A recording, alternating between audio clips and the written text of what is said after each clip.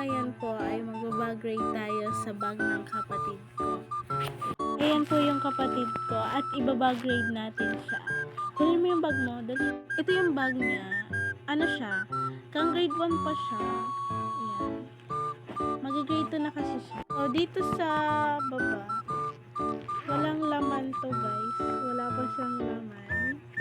And dito naman sa second, sa malaki.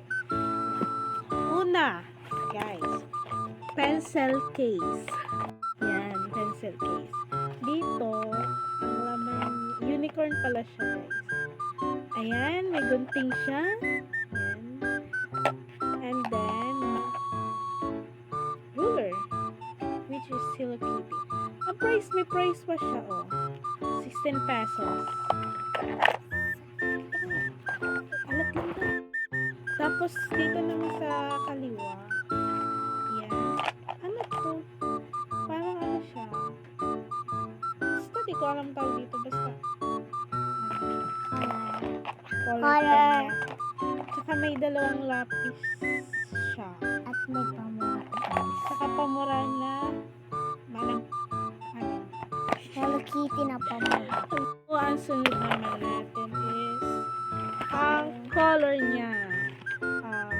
45 pesos yung color niya. Maganda siya. Mga pang grade 1 talaga. Ay, grade 2 ka. Grade 2 na pala siya. Sorry. And then, may ano pa.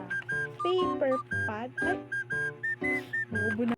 Pad. May pad siya. Ayan, pad. And then, lastly is yung notebook.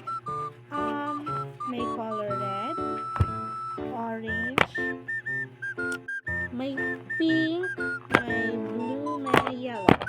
So, ano lang siya guys. Pang grade 2 kasi. 5 lang yung binili namin guys. So, yun lang guys. Wala na siyang laman. Yan. Wala na laman. Ano yun? Babalik na natin siya. Yan. Ibalik na natin to. Tapos na. So, ayun lang guys. Tapos na siya. Bye-bye.